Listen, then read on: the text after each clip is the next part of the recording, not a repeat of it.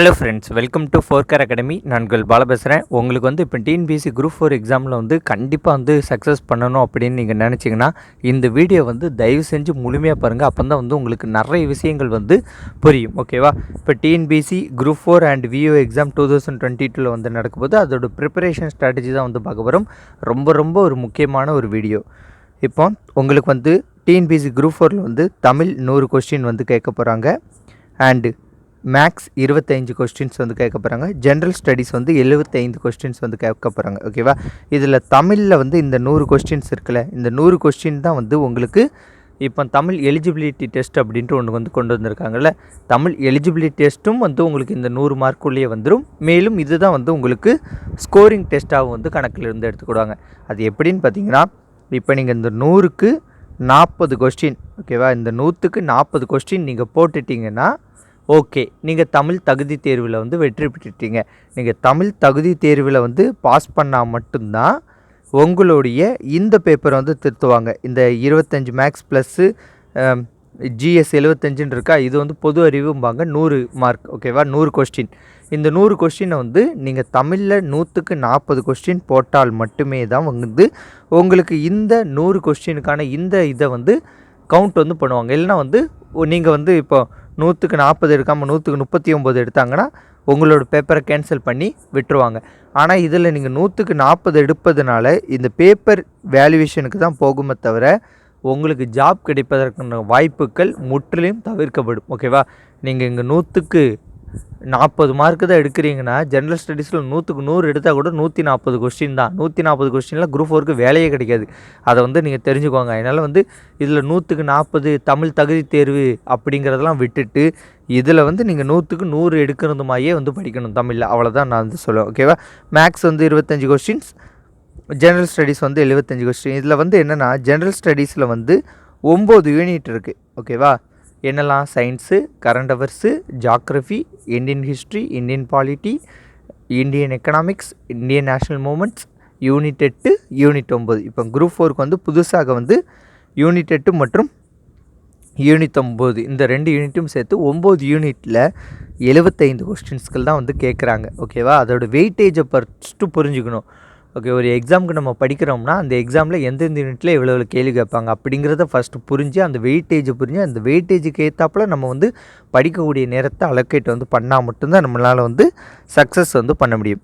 இப்போ உங்களுக்கு weightage தெரிஞ்சிட்டில் weightage எது அதிகம்? தமிழ் வெயிட்டேஜ் அதிகம், மேக்ஸ் வந்து வெயிட்டேஜ் அதிகம். தினமும் 2 to 3 மணி நேரம் தமிழ் வந்து படிக்கணும். தமிழில் பொறுத்த வரைக்கும் நம்மளோட டார்கெட்டு 99 அல்லது 100.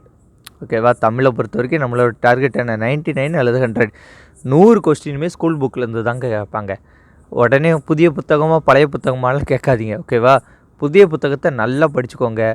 புதிய புத்தகத்தில் இல்லாத கண்டென்ட் சிலபஸில் இருக்கிறது பட்சத்தில் அந்த கண்டென்ட்டை மட்டும் நீங்கள் பழைய புத்தகத்தில் படிச்சுக்கோங்க. ஓகேவா? சிம்பிளாக புரியுதா? ஃபஸ்ட்டு புதிய புத்தகத்தை படித்து முடிச்சுட்டு சிலபஸ் வைஸ் வந்து புது புத்தகத்தை வந்து ரிவிஷன் ஒரு பார்ப்பீங்களா, என்னென்ன டாப்பிக்கில் முடிச்சிருக்கோன்னு. அப்படி பார்க்கும்போது இந்தந்த டாபிக் மட்டும் முடிக்கலையே, புது புத்தகத்தில் இல்லை அப்படிங்கிறது பட்சத்தில் அந்தந்த டாப்பிக்கை மட்டும் நீங்கள் போய் பழைய புத்தகத்தில் வந்து பார்த்தா போதுமானது. ஓகேவா? ஏன்னா வந்து ஜென்ரல் ஸ்டடீஸ் வந்து புது புக்கு பேஸ் பண்ணி தான் வந்து அப்டேட் வந்து பண்ணியிருக்காங்க. அதனால் வந்து தமிழும் வந்து புது புக்கில் இருந்து தான் கேட்பாங்க.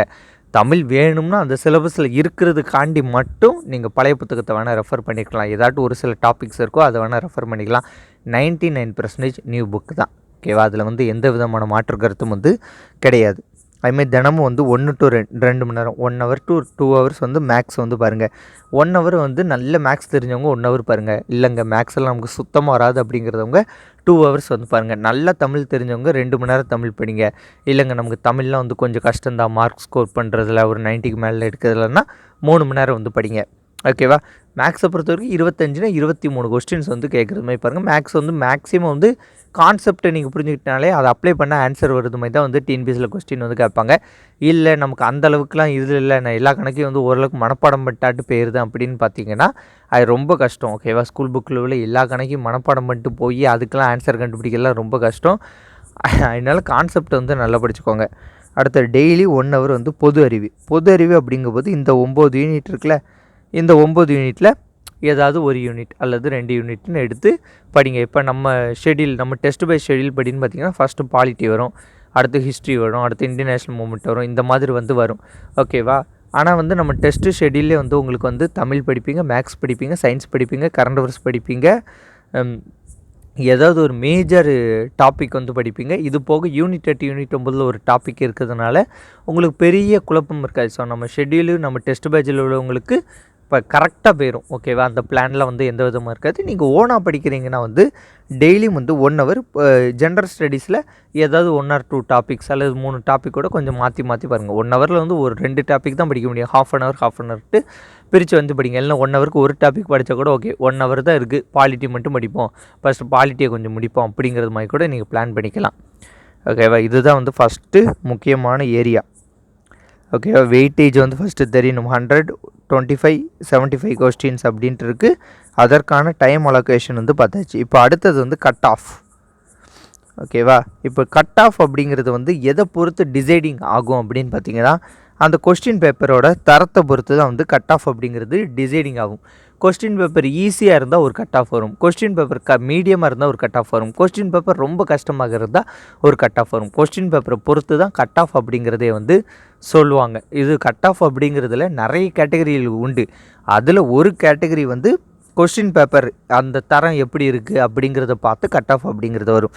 செகண்ட் ஒரு விஷயம், டைப்பிஸ்ட் அண்ட் ஸ்டெனோ டைப்பிஸ்ட்னு இந்த ஒரு 2 விஷயம் இருக்குது. ஓகேவா? இப்போ ஒருத்தவங்க வந்து இப்போ டைப்பிஸ்ட் ஸ்டெனோ டைப்பிஸ்ட்டை பற்றி நான் ஃபஸ்ட்டு கொஞ்சம் சொல்லிக்கிறேன். இப்போ டைப்பிஸ்ட்டில் வந்து லோயர் உண்டு, ஹையர் உண்டு. டைப்பிஸ்ட்டில் லோயரில் தமிழ் லோயரும் உண்டு, இங்கிலீஷ் லோயரும் உண்டு. ஹையரில் தமிழ் ஹையரும் உண்டு, இங்கிலீஷ் ஹையரும் உண்டு. ஓகேவா?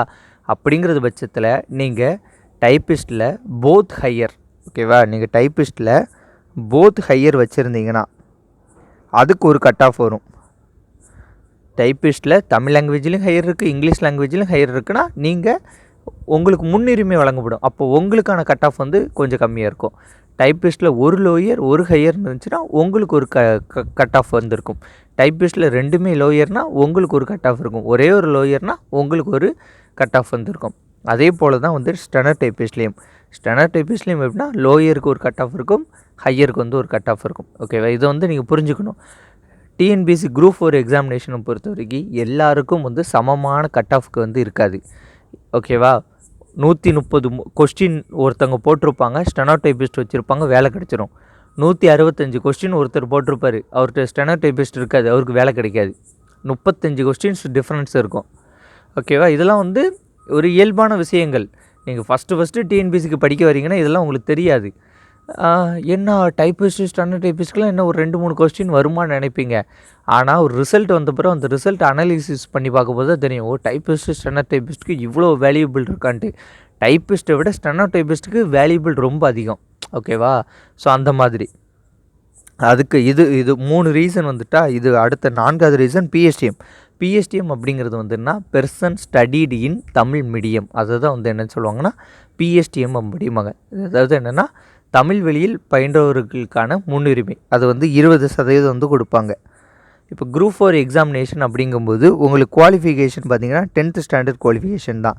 அப்போது 1ஆம் வகுப்பில் இருந்து, ஓகேவா, 1ஆம் வகுப்பில் இருந்து 10ஆம் வகுப்பு வரைக்கும் நீங்கள் தமிழ் வழியில் படிச்சிருந்தீங்கன்னா உங்களுக்கு இந்த பிஎஸ்டிஎம் வந்து கிடைக்கும். இந்த பிஎஸ்டி மூலமாக வந்து ஒரு 20% வந்து நீங்கள் உங்களோட ரிசர்வேஷனை வந்து இது பண்ணுவீங்க. இந்த ரிசர்வேஷன் அப்படிங்கிறது இந்த பிஎஸ்டிஎம்குள்ளே தான் வரும். ஸோ ஓகேவா?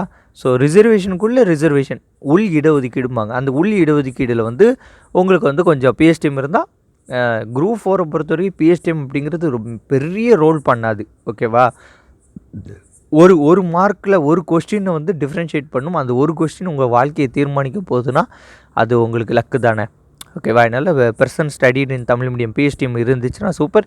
பிஎஸ்டிஎம் வந்து இப்போவே போய் வாங்கவா, எப்போ வாங்கணும்லாம் கேட்காதீங்க. நோட்டிஃபிகேஷன் வரட்டும், எல்லாம் வரட்டும், ரிசல்ட்டு நீங்கள் மெதுவாகவே வாங்கிக்கலாம். ஓகேவா? பிஎஸ்டிஎம் வாங்குறதெல்லாம் ஒரு பிரச்சனை கிடையாது. உங்களுக்கு அந்த ஸ்கூல் இருக்கணும். இப்போ என்ன ஒரு சட்ட சிக்கல்னால் 1ஆம் வகுப்புலேருந்து 10ஆம் வகுப்பு வரைக்கும் வந்து நீங்கள் படித்ததற்கான பிஎஸ்டிஎம் வேணும். அப்படிங்கும்போது நிறைய பேருக்கு 1ஆம் வகுப்பு 2ஆம் வகுப்பு 3ஆம் வகுப்பு 5ஆம் வகுப்பு வரைக்கும் படித்த ஸ்கூலே இடிச்சிட்டாங்க. அப்படி இடிக்கிறது பட்சத்தில் நீங்கள் வேறு எங்கேயோ போய் வாங்கணுங்கிறாங்க, டிஓ ஆஃபீஸர் போய் வாங்கணுங்கிறாங்க. அங்கே அதெல்லாம் தர முடியாது அப்படின்ட்டு ஒரு சில இஷ்யூஸ் இருக்குது. அதை நீங்கள் தான் ஹேண்டில் பண்ணணும். ஓகேவா? அது வந்து ஒவ்வொருவரோட தனிப்பட்ட விஷயம். அது வந்து நம்ம ஒன்றும் செய்ய முடியாது. அதை வந்து நீங்கள் தான் தனிப்பட்ட முறையில் வந்து ஹேண்டில் பண்ணி அதை வந்து வாங்கிக்கணும். ஓகேவா? பெர்சன் ஸ்டடீட் இன் தமிழ் மீடியம், இது 4வது ரீசன். ஸோ இது உள் இடஒதுக்கீடில் நிறைய வரும். பெர்சன் ஸ்டடீட் இன் தமிழ் மீடியம், அடுத்தது விடோ கேட்டகரிஸ் அப்படின்ட்டு ஒரு உள் இடஒதுக்கீடுன்னு ஒரு சில ரிசர்வேஷன் இருக்கும். அதில் வந்து ஒரு சிலருக்கு பெனிஃபிட் வந்து கிடைக்கும்.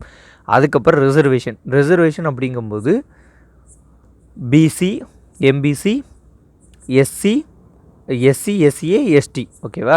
அப்படி ஓசி. ஓகே, ஃபஸ்ட்டு வந்து ஓசி ஜென்ரல் கேட்டகரியில் ஒரு 31% வந்து போயிடும். அதுக்கப்புறம் மீதி ஒரு ரிசர்வேஷன் அப்படிங்கிறது ஒரு 69%. அந்த ரிசர்வேஷன் 69%த்தில் பிசி 20 பிசிலையும் பிசி முஸ்லீம் வரும், எம்பிசி அண்ட் டிஎன்சி வரும், எஸ்சிஏ, எஸ்டி அப்படின்ட்டு பிரித்து இதில் வந்து அவங்கவுங்க சமூகத்தில் யார் அதிக மதிப்பெண் அப்படி. இப்போ ஒரு உதாரணத்திற்கு இந்த ஒரு 10,000 வேக்கன்சி, ஓகேவா? இங்கே பாருங்கள், இப்போ இந்த 10,000 வேக்கன்சி இருக்குன்னா இந்த 10,000 வேக்கன்சியை இந்த 69% ரிசர்வேஷனுக்குள்ளேயும் உள் இடஒதுக்கீடுக்குள்ளேயும் வச்சு தான் இந்த இது பிரிப்பாங்க. அப்போது உதாரணத்திற்கு சும்மா ஒரு பேருக்கு, ஓகேவா? இப்போ ஒரு பிசி கம்யூனிட்டியில் 1000 இடத்த ஒதுக்குறாங்கன்னா அந்த பிசி கம்யூனிட்டியில் அந்த 1000 இடத்த ஒதுக்கும்போது அந்த பிசி கம்யூனிட்டி ஆளுக்கு வந்து அந்த 1000 இடம், அந்த 1000த்துக்குள்ளே தான் அவங்களுக்கு போட்டி. அவங்க பக்கத்து கம்யூனிட்டியில் போய் போட்டி போட முடியாது. ஓகேவா? நீங்கள் இப்போ பிசி கம்யூனிட்டியில் ஒரு குறிப்பிட்ட மார்க் வந்து ஃபஸ்ட்டு மார்க் இருக்குது அப்படின்னா வந்து அது அந்த பிசி கம்யூனிட்டிக்கான ஃபஸ்ட்டு மார்க்கு. பக்கத்து கம்யூனிட்டியை வந்து போய் பார்க்க முடியாது. ஸோ இது வந்து ஒரு பெரிய கான்செப்ட் ரிசர்வேஷன் அப்படிங்கிறது. ஆனால் ரிசர்வேஷன் வந்து உங்களுக்கு நிறைய நியூ ஸ்டூடெண்ட் வந்து தெரியாதவங்க வந்து போய் சர்ச் பண்ணி ரிசர்வேஷனை பற்றி ஃபஸ்ட்டு படிச்சுக்கோங்க, புரிஞ்சுக்கோங்க. அது வந்து உங்களுடைய எக்ஸாமுக்கு வந்து ரொம்ப யூஸ்ஃபுல்லாக இருக்கும். ஓகேவா? ஸோ அதை வந்து இந்த ஒரு வீடியோவில் சொல்ல முடியாது. அது ரிசர்வேஷன் பற்றி தனியாக வந்து வீடியோ போடுறேன். ஸோ இதை எல்லாம் டிஃபெண்ட் பண்ணி தான் வந்து உங்களுக்கு இது வரும். ஓகேவா? எது கட் ஆஃப் அப்படிங்கிறது உங்களுக்கு சொல்ல முடியும். ஓகே, அது போக ஒரு சில விஷயம் வந்து சொல்லியிருந்தேன். இப்போது வேக்கன்சி அப்படிங்கிறது வந்து ஒரு 10,000 வேக்கன்சி வருது. ஓகேவா? இந்த 10,000 வேக்கன்சியில் 4,000 வேக்கன்சி டைப்பிஸ்ட்டு, ஸ்டெனோ டைப்பிஸ்ட் அப்படின்ட்டு போயிடும். ஓகேவா? அதில் 3,000 வேக்கன்சி கிட்ட டைப்பிஸ்ட்டுக்கு போயிடும், 1000 வேக்கன்சி வந்து ஸ்டெனோ டைப்பிஸ்ட்டுக்கு வந்து போயிடும். இப்போ 10,000 வேக்கன்சியில் 4,000 வேக்கன்சி டைப்பிஸ்ட் அண்ட் ஸ்டெனோ டைப்பிஸ்ட்டுக்கு போயிட்டுன்னா என்கிட்ட டைப்பிஸ்ட்டும் கிடையாது, என்கிட்ட ஸ்டெனோ டைப்பிஸ்ட்டும் கிடையாது அப்படிங்கிறது இருக்குது. அவங்களுக்கு வந்து 10,000 வேக்கன்சியில் 6,000 வேக்கன்சிக்கு தான் நீங்கள் எலிஜிபிள். ஓகே, டைப்பிஸ்ட்டும் கிடையாது, ஸ்டெனோ டைப்பிஸ்ட்டும் அப்படின்னு கிடையாதுன்னா நீங்கள் அந்த 2 வேக்கன்சிக்குள்ளே போட்டியெல்லாம் போட முடியாது. அப்போ நீங்கள் 6,000 வேக்கன்சிக்கு தான் எலிஜிபிள். இது வந்து பேசிக் காமன் சென்ஸ். ஓகேவா? ஏன்னா நிறைய பேர் வந்து 10,000 வேகன்சினா 10,000 வேகன்சிக்கு போட்டி போட முடியும்னு நினைப்பாங்க. 10,000 வேகன்சினா 4,000 வேகன்சி டைப்பிஸ்ட், ஸ்டெனோ டைப்பிஸ்ட் போயிட்டுனா உங்களுக்கான 6,000 வேகன்சி ஜூனியர் அசிஸ்டண்ட்டு, ஃபீல்டு சர்வியரு, ஓகேவா? இந்த 6,000 வேகன்சிக்கு தான் வந்து நீங்கள் வந்து போட்டி போடும். விஏஓ, ஓகே, விஏஓ வரும். VAO, junior assistant, field surveyor, இதுக்கு தான் வந்து நீங்கள் வந்து போட்டி போட முடியுமே தவிர இந்த டைப்பிஸ்ட் அண்ட் ஸ்டெனோ டைப்பிஸ்ட் இந்த வேகன்சி கூட போய் நீங்கள் போட்டி போட முடியாது. ஆனால் இந்த டைப்பிஸ்ட் வச்சுருக்கிறவங்க அல்லது ஸ்டெனோ டைப்பிஸ்ட் வச்சுருக்கிறவங்க, இப்போ வந்து ஒருத்தர் ஸ்டெனோ டைப்பிஸ்ட்டில் வச்சுருக்காருன்னு நினச்சிக்கோங்களேன். ஒருத்தர் வந்து டைப்பிஸ்ட் இருக்குது, ஒருத்தர் ஸ்டெனோ டைப்பிஸ்ட் இருக்குது. புரிஞ்சுக்கோங்க, நல்லா கேட்டுக்கோங்க. ஒருத்தர்கிட்ட டைப்பிஸ்ட் இருக்குது, ஸ்டெனோ டைப்பிஸ்ட் இருக்குது. அவர் ஒரு நல்ல மார்க் எடுத்துட்டாருன்னா அவருக்கு ஃபஸ்ட்டு கவுன்சிலிங் வந்து நல்ல மார்க் எடுத்திருந்தாருன்னா அவருக்கு ஜூனியர் அசிஸ்டண்ட் விஏஓலேயே கிடச்சிரும். ஓகேவா? ஜூனியர் அசிஸ்டண்ட் அல்லது விஏஓலேயே கிடச்சிரும்.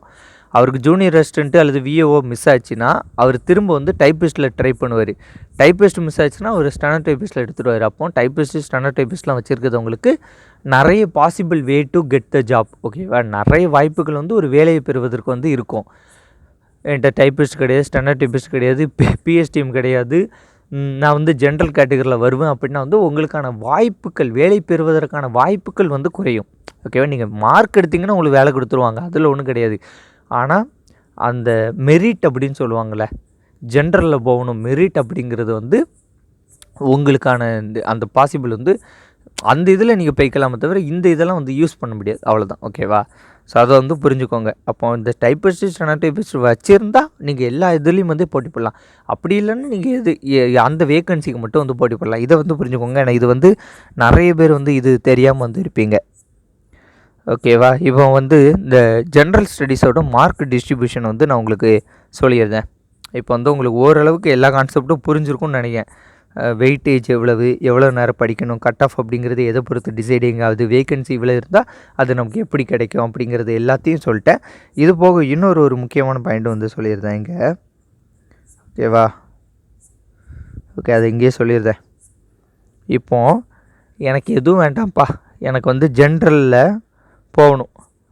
ஜென்ரல் கேட்டகரியில் ஒரு 31% வந்து ஒதுக்கீடு பண்ணி வச்சுருப்பாங்க. இப்போ 10,000 வேகன்சினா 3100 வேகன்சி. ஓகே, 3100 வேகன்சி வந்து ஜென்ரலில் இருக்கும். இந்த ஜென்ரலில் போகணுன்னா டாப் மார்க் எடுக்கணும், அவ்வளோதான். ஓகேவா? டாப் மார்க்குங்கிறது அது கொஸ்டின் பேப்பரை பொறுத்து டிசைனிங். கொஸ்டின் பேப்பர் ரொம்ப ஈஸின்னா டாப் மார்க்கே 190 இருக்கும். கொஸ்டின் பேப்பர் மீடியமாக இருக்குது அப்படின்னா வந்து டாப் மார்க் வந்து ஒரு 180, 175 to 180 வந்து இருக்கும். கொஸ்டின் பேப்பர் ரொம்ப கஷ்டம் அப்படின்னா வந்து ஒரு 170 to ஒரு 175 இருக்கும். ஓகேவா? இதுதான் வந்து உங்களை டிசைட் பண்ணக்கூடியது. ஸோ நீங்கள் உங்களோட டார்கெட் வந்து நீங்கள் வந்து நான் என்ன சொல்லுவேன்னா 180 வைங்க, 180 ப்ளஸ் இந்த மாதிரி டார்கெட் வைங்க. தமிழில் வந்து 99, மேக்ஸில் ஒரு 23, சயின்ஸில் ஜென்ரல் ஸ்டடீஸில் ஒரு 60 அப்படின்னு வச்சிங்கன்னா 122, 182 மார்க் வருது. ஸோ இந்த 182 மார்க்குக்கு நீங்கள் டார்கெட் வச்சு படித்தீங்கன்னா உங்களுக்கு வேலை கிடைப்பதற்கான வாய்ப்பு மிக மிக அதிகமாக வந்து இருக்கும். ஓகேவா? ஓகே, இப்போ வந்து இந்த ஜென்ரல் ஸ்டடீஸ்க்கு இப்போ வந்து 75 கொஸ்டின்ஸ் தான் வந்திருக்கா. இந்த 75 கொஸ்டின்ஸ்க்கான மார்க் டிஸ்ட்ரிபியூஷன் வந்து பார்ப்போம். இப்போ உங்களுக்கு இதில் வந்து என்ன, இப்போ வந்து சயின்ஸை வந்து எப்போவுமே வந்து ஒரு 15 to 18 கொஸ்டின் வந்து சயின்ஸ் வந்து கேட்டுருவாங்க. ஓகேவா? 8 யூனிட் இருந்துச்சுன்னா 8 யூனிட் இருந்துச்சுன்னா ஓகே, ஏன்னா குரூப் 4க்கு முன்னால் 8 யூனிட் தானே. 8 யூனிட் இருக்கும்போது சயின்ஸ் வந்து ஒரு 15 to 18 கொஸ்டின் வரைக்கும் கேட்பாங்க. ஆனால் இப்போ வந்து உங்களுக்கு இந்த குரூப் 2 பேட்டர்ன் மாதிரி கொண்டு வந்துட்டாங்களா, 10 யூனிட் அப்படின்னு கொண்டு வரும்போது நம்ம நேற்று தான் வந்து குரூப் 2 குரூப் டிஏக்கு வந்து மார்க் டிஸ்ட்ரிபியூஷன் வந்து ஒரு வீடியோ போட்டிருப்போம். அதே மாதிரி தான் இங்கேயும் வந்து மார்க் டிஸ்ட்ரிபியூஷன் வருவதற்கான வாய்ப்புகள் அதிகமாக வந்து இருக்கிறது. அப்போ சயின்ஸ் அப்படிங்கிறது 15 கொஸ்டின் கேட்க முடியுமா? கேட்க முடியாது. அப்போ பாதியாக குறைச்சிருவாங்க. ஏன்னா கூட 2 யூனிட் ஆட் ஆகுதுனால. அப்போது ஒரு 8 கொஸ்டின் கேட்பதற்கான வாய்ப்புகள் இருக்குது. இந்த 8 கொஸ்டின்லேயும் உங்களுக்கு எதெல்லாம் வரும்? ஃபிசிக்ஸு, கெமிஸ்ட்ரி, பாட்னி, ஜுவாலஜி எல்லாமே சேர்ந்து தான் வந்து இந்த 8 கொஸ்டின் வரும். இதில் வந்து எனக்கு தெரிஞ்சு இந்த ஜுவாலஜியில் வந்து 4 கொஸ்டின் வந்துடும். ஓகே, ஜுவாலஜிங்கிறது 1 இல்லை 4 கொஸ்டின் வந்துடும். ஃபிசிக்ஸ், கெமிஸ்ட்ரி, பாட்னி இந்த 3 சேர்ந்து ஒரு 3 கொஸ்டின் அல்லது 4 கொஸ்டின் வருவதற்கான வாய்ப்புகள் வந்து இருக்கிறது. ஓகேவா? கரண்ட் அஃபேர்ஸை பொறுத்த வரைக்கும் 3 to 5ன்னு நம்ம நினச்சிக்கிட்டு இருக்கோம். ஆனால் கரண்ட் அஃபேர்ஸை பொறுத்த வரைக்கும் அவங்க இஷ்டம்தான். ஓகேவா? சில நேரத்துக்கு ஒரு 3 to 5 கொஸ்டின் கேட்டுட்டு போதுன்னு விட்டுருவாங்க. சில நேரத்துக்கு ஒரு 10-15 கொஸ்டின் கரண்ட் அஃபேர்ஸாக கேளுன்னு சொல்லுவாங்க. ஆனால் சமீபத்தில் இந்த ஒரு 2 வருடங்களில் 2020, 2021, 2019 கூட கரண்ட் அஃபேர்ஸ் வந்து ஒரு பெருசாக வந்து கேட்கல. ஒரு 5 to 8 கொஸ்டின் இல்லைனா ஒரு 5 கொஸ்டின், ஒரு 3 கொஸ்டின் இந்த மாதிரியே தான் வந்து கரண்ட் அஃபேர்ஸ் வந்து கேட்டுக்கிட்டு இருக்காங்க. அதனால் கரண்ட் அஃபேர்ஸ் வந்து ஒரு 3 to 5 தான் வரும்ன்ட்டு எதிர்பார்க்கப்படுகிறது. ஸோ அந்த அளவுக்கு தான் இருக்கும். அடுத்தது ஜாக்ரஃபியில் வந்து ஒரு 5 கொஸ்டின் தான். ஓகேவா? ஜாக்ரஃபி வந்து நீங்கள் எவ்வளோ படித்தாலும் சரி 10th ஜாக்ரஃபியை நல்லா படிச்சுக்கோங்க. வேறு மீதி எல்லாத்துலேயும் உள்ள பாக்ஸு ஹைலைட்டட் பாயிண்ட்ஸ் மட்டுமே படிச்சுக்கிட்டாலே வந்து போதுமானது. அவ்வளோதான். ஓகேவா? இதில் வந்து 5 கொஸ்டின் தான் ஜாக்ரஃபியெல்லாம் பொறுத்த வரைக்கும். அப்போ அந்த 5 கொஸ்டினுக்கான மதிப்பு வந்து கொடுங்க. ஹிஸ்ட்ரியை பொறுத்த வரைக்கும் 8 கொஸ்டின், 7 to 8 கொஸ்டின்ஸ் வந்து வரும். சிந்துவெளி நாகரிகத்தில் இருந்து தென்னிந்திய வரலாறு வரைக்கும் ஒரு 6 கொஸ்டின் 7 கொஸ்டின் வந்துடும். ஒரே ஒரு கொஸ்டின் மட்டும் வந்து இந்த வேற்றுமையில் ஒற்றுமை, மத நல்லிணக்கணம், இந்தியா வந்து மதச்சார்பற்ற நாடு இந்த மாதிரிலாம் கொடுத்துருப்பாங்க. இந்த மாதிரி கான்செப்ட்லேருந்து ஒரு கொஸ்டின் வந்து கேட்க வாய்ப்பு இருக்குது. பாலிட்டியை பொறுத்த வரைக்கும் ஒரு 13 to 15 கொஸ்டின் வந்துடும். ஏன்னா பாலிட்டி வந்து ரொம்ப முக்கியமானது. அதனால் குரூப் 4லலாம் நிறைய கேள்வி கேட்பாங்க. ஸோ பாலிட்டியை பொறுத்த வரைக்கும் ஒரு 13 to 15 கொஸ்டின் வந்துடும். ஐஎன்எம்மை பொறுத்த வரைக்கும் ஒரு 6 கொஸ்டின். யூனிட் 8 பொறுத்த வரைக்கும் ரொம்ப முக்கியமானது. ஒரு 15 to 18 கொஸ்டின்ஸ் வந்து எக்ஸ்பெக்ட் பண்ணலாம். மினிமம் ஒரு 15 கொஸ்டின் வந்து எக்ஸ்பெக்ட் பண்ணலாம். யூனிட் 9 பொறுத்த வரைக்கும் ஒரு 3 டாபிக் தான் கொடுத்துருக்கிறதுனால ஒரு 5 கொஸ்டின் அல்லது 6 கொஸ்டின் வந்து கேட்பதற்கான வாய்ப்பு இருக்குது. எக்கனாமிக்ஸை பொறுத்த வரைக்கும் அதே தான், ஒரு 5 to 6 கொஸ்டின்ஸ் வந்து கேட்பதற்கான வாய்ப்புகள் வந்துருக்கு. ஸோ 9 யூனிட்டில் ஒரு 75 கொஸ்டின் டிஸ்ட்ரிபியூஷன் அப்படிங்கிறது இந்த மாதிரி பேட்டர்னில் தான் வந்து வர வாய்ப்பு இருக்குது. கரண்ட் அஃபேர்ஸ் வேணால் கொஞ்சம் கூட வந்து 3 to 5ன்னு போட்டிருக்கா, ஒரு 5 to 8 கூட கேட்பதற்கான வாய்ப்புகள் வந்துருக்கு. அல்லது சயின்ஸும் கரண்ட் அஃபேர்ஸ் தான் கொஞ்சம் டிஃப்ரென்ஷியேட் ஆகும். இப்போ சயின்ஸில் வந்து 8ன்னு போட்டிருக்கா, ஒரு 10-12 கேட்டாங்கன்னா கரண்ட் அஃபேர்ஸ் கொஞ்சம் கம்மியாக கேட்பாங்க. இதை பொறுத்து கொஞ்சம் வந்து மாறும். ஆனால் கிட்டத்தட்ட இந்த மாதிரி தான் மார்க் இருப்பதற்கான வாய்ப்புகள் வந்து இருக்கிறது. ஓகே, அதேமாதிரி ஒரு சில விஷயங்கள் நீங்கள் பார்த்தீங்கன்னா உங்களுக்கு தெரிஞ்சிருக்கும். டிஎன்பிஎஸ்சி குரூப் 4 வந்து ஃபஸ்ட்டு ஒருத்தவங்க வந்து போய் படிக்காமல் போய் எழுதுவாங்க. ஆனால் அவங்களோட மார்க் வந்து ரிசல்ட் வரும்போது பார்த்திங்கன்னா அது ஒரு 90 to 100 110 கொஸ்டின் வந்து கரெக்டாக போட்டுருவாங்க. ஓகேவா? ஏன்னா அவங்க ஸ்கூல்லேயே நல்லா படிச்சிருந்தாங்கன்னா ஸ்கூலில் நல்லா படிச்சிருப்பாங்களா, அப்போ ஸ்கூலில் பார்த்த மாதிரியே இருக்க இதுன்ட்டு போட்டுருவாங்க. ஒரு 90 to 100 110 கொஸ்டின் போட்டுருவாங்க. அந்த இனிஷியல் ஸ்டேஜில் அவங்க போடுவாங்க தெரியுமா ஒரு மார்க்கு, அதுதான் பிற்காலத்தில் அவங்கள டிஎன்பிஎஸ்சிக்கு படிக்கணும்னு அப்படின்ட்டு வர வைக்கவே வந்து தூண்டும். ஓகேவா? ஃபஸ்ட் டைம் வந்து மேக்ஸிமம் முன்னாலலாம் இப்போ எல்லோரும் படிக்க ஆரம்பிச்சிட்டாங்க. ஒரு 2 3 4 இயர்ஸுக்கு முன்னாடிலாம் வந்து ஃபஸ்ட்டு சும்மா போய் ஒரு எக்ஸாம் எழுதுவாங்க. அந்த எக்ஸாமில் நமக்கு நல்ல மார்க் வருதா படிக்காமையே, அப்போ படித்து பார்ப்போம் நம்ம பாஸ் பண்ணிடலான்ட்டு ஒரு தோணல் வரும். படிக்காமல் ஃபஸ்ட்டு போய் எழுதும்போது ஒரு 90 to ஒரு 110 கொஸ்டின் வந்துடும். அதுக்கப்புறம் சரி படிச்சுட்டு போகணுன்ட்டு படிப்பாங்க. அவங்க ஃபஸ்ட் டைமே படிக்கும்போது அவங்க நினச்சிக்கிடுவாங்க நம்ம ஃபுல்லாக முடிச்சிட்டோம் நல்லா படிச்சிட்டோன்ட்டு. ஆனால் அவங்க ஒரு 50% வரைக்கும் தான் ஓரளவுக்கு வந்து கவர் பண்ணி வச்சுருப்பாங்க. அப்படி கவர் பண்ணி வைக்கும்போது ஒரு 120 to 130 கொஸ்டின் எடுப்பாங்க. அடுத்து ஒரு சரி ரைட்டு இந்த வாட்டி கொஞ்சம் நல்லா ப்ரிப்பேர் பண்ணோம் அப்படிங்கிறது போது ஒரு 80% அவங்களுக்கு படிச்சிருப்பாங்க. ஒரு 140 to 150 கொஸ்டின்ஸ் வந்து போடுவாங்க. அடுத்த 90% படிப்பாங்க. 150 to ஒரு 165 வந்து போடுவாங்க. 100% அப்படிங்கிறது குரூப் 4 பொறுத்த வரைக்கும் உங்களுக்கு சிலபஸில் உள்ள எல்லாத்தையும் நீங்கள் கவர் பண்ணால் மட்டும்தான் நீங்கள் பாஸ் வந்து என்ன சொல்லனா அந்த ஒரு 180+ எடுத்து ஒரு மெரிட்டில் போகணும்னு சொன்னால ஒரு ஜென்ரல் கேட்டகரி போகணுன்னா நீங்கள் எல்லாமே உங்களுக்கு தெரிஞ்சிருக்கணும். ஓகே, ஃபஸ்ட்டு வந்து முக்கியத்துவம் கொடுத்து படிக்கணும். அதுக்கப்புறம் வந்து ஓகே இதெல்லாம் வந்து படித்து வச்சுக்கிட்டா இதுலேருந்து ஒவ்வொரு கொஸ்டின் வர வாய்ப்பு இருக்குது அப்படிங்கிறது தெரிஞ்சு நீங்கள் படிக்கணும். ஸோ அந்த மாதிரி வந்து ஒரு சில விஷயங்கள்லாம் நீங்கள் பண்ணால் மட்டும்தான் நீங்கள் ஜென்ரல் கேட்டகரிக்குள்ளே போவீங்க. இல்லைன்னா வந்து நீங்கள் இந்த இப்போ ஒரு 90% படிக்கிறீங்களா, இந்த 150 to 165 கொஸ்டின், ஓகேவா? இவங்களுக்கும் வேலை கிடைக்க வாய்ப்பு இருக்குது. எப்போ இருக்குன்னா இவங்களுக்கு வந்து உதவணும், இந்த ரிசர்வேஷன் உதவணும், டைப்பிஸ்ட் உதவணும், ஸ்டெனோ டைப்பிஸ்ட் உதவணும். இதே மாதிரி உதவும் போது வேலை கிடச்சிரும். எனக்கு எந்த உதவியும் இல்லாமல் எனக்கு வேலை வேணும்னா நீங்கள் வந்து ஃபுல்லாக படித்து ஒரு 170 to 180 எடுத்தால் மட்டும்தான் வந்து முடியும். ஓகேவா? ஓகே ஃப்ரெண்ட்ஸ், இந்த வீடியோ வந்து நிறைய சொல்லியிருக்கு. ஸோ எனக்கு குரூப் 4 வந்து ஒன் டைம் வந்து எக்ஸாம் வச்சு உங்களுக்கு வேலை கொடுக்கக்கூடியது ஒன்று. ஓகேவா? அதனால் வந்து லட்சக்கணக்கான பேர் வந்து ஓடுவாங்க, லட்சக்கணக்கான பேர் வந்து போவாங்க. ஓகேவா? ஒன்றும் இல்லைங்க, குரூப் 4ங்கிறது ஒரு 100 மீட்டர் ரேஸ் மாதிரி தான். ஓகேவா? எல்லோரும் ஓடுவாங்க. ஒரு 25 லட்சம்லாம் எனக்கு தெரிஞ்சு இதாட்டி அப்ளை பண்ணுவாங்க உறுதியாக. இந்த 25 லட்சத்தில் ஒரு 10% வச்சுக்கோங்க, ஒரு 2.5 லட்சம் பேராட்டும் நல்லா படிப்பாங்க. 25 லட்சத்தில் ஒரு 2.5 லட்சம் பேராட்டும் நல்லா படிப்பாங்க. ஓகேவா? இந்த ஒரு 2.5 லட்சம் பேர் நல்லா படிப்பாங்க. இந்த 2.5 லட்சம் பேரில் 10,000 வேகன்சி தான். ஓகேவா? அதை வந்து புரிஞ்சுக்கோங்க. 2.5 லட்சத்தில் ஒரு 10% ஆஃப் வேகன்சி, 25,000 கூட கிடையாது, 5% ஆஃப் வேகன்சி தான். ஸோ அப்படிங்கும்போது காம்படிஷன் ரொம்ப அதிகம். நீங்கள் இப்போ யூனிட் 8 போது வந்து குரூப் 4க்கு வந்து ஒரு சிலர் படிக்கலைன்னா நீங்கள் படிச்சிங்கன்னா உங்களுக்கு வேலை. மேக்ஸ் ஒரு சிலருக்கு நல்லா வரல, நீங்கள் மேக்ஸ் நல்லா படிக்கணும், நீங்கள் உங்களுக்கு வேலை. ஸோ குரூப் 4 பொறுத்த வரைக்கும் இதுதான். ஒவ்வொரு மார்க்குமே வந்து பல ஆயிரக்கணக்கான பேரை வந்து நீங்கள் முந்திட்டு வந்து வருவீங்க. அதை வந்து புரிஞ்சுக்கோங்க. ஸோ கொஞ்சம் இருக்குதுலே டஃபஸ்ட்டு எக்ஸாம் வந்து குரூப் 4 தான். குரூப் 1லாம் கிடையாது. குரூப் 1 வந்து ப்ரிலிம்ஸு, அதில் பாதி பேர் கழிச்சிருவாங்க. அப்ளை பண்ணுறதே கொஞ்சம் பேர் தான் அப்ளை பண்ணுவாங்க, அதில் பாதி பேர் கழிச்சிருவாங்க. அடுத்த மெயின்ஸில் எலிஜிபிலிட்டி டெஸ்ட்டில் கொஞ்சம் பேர் கழிச்சிருவாங்க. மெயின்ஸில் 3 பேப்பர் இருக்குது. அந்த 3 பேப்பர் எழுதி இன்டர்வியூக்கு போய் இந்த எல்லா மார்க்கையும் கூட்ட போது நிறைய ஸ்டேஜஸ்லாம் இருக்கும்போது அவ்வளோ பேர் வந்து வரமாட்டாங்க. இது ஒரே ஸ்டேஜ் தானா, எல்லாம் ஓடுவாங்க, 100 மீட்டர் தானே, அந்த கரையை போய் அடைவோன்ட்டு எல்லோரும் ஓடும்போது அதில் நிறைய பாசிபிலிட்டிஸ்வே பார்த்து தான் வந்து வேலையை வந்து கொடுப்பாங்க. மேலும் நீங்கள் வந்து மற்றவர்களோட எப்படி தனித்துவமாக செயல்படுறீங்க அப்படிங்கிறதும் வந்து ரொம்ப ஒரு முக்கியமான இதை பொறுத்து தான் வந்து உங்களுக்கு ஜாப் அப்படிங்கிறது வந்து கிடைக்கும். எனக்கு குரூப் 4ங்கிறதுனால இவ்வளோ முக்கியத்துவம் கொடுத்து இந்த வீடியோ வந்து போட்டிருக்கேன். ஸோ இந்த வீடியோ உங்களுக்கு பிடிச்சிருந்தா உங்கள் ஃப்ரெண்ட்ஸ்க்கெலாம் வந்து ஷேர் பண்ணுங்கள். மறக்காமல் நம்ம சேனலை சப்ஸ்கிரைப் பண்ணி கொடுங்க, இந்த பெல் ஐக்கானை கிளிக் பண்ணிக்கோங்க. நன்றி, வணக்கம். வேறு ஒரு வீடியோன்னு சந்திப்போம். பை.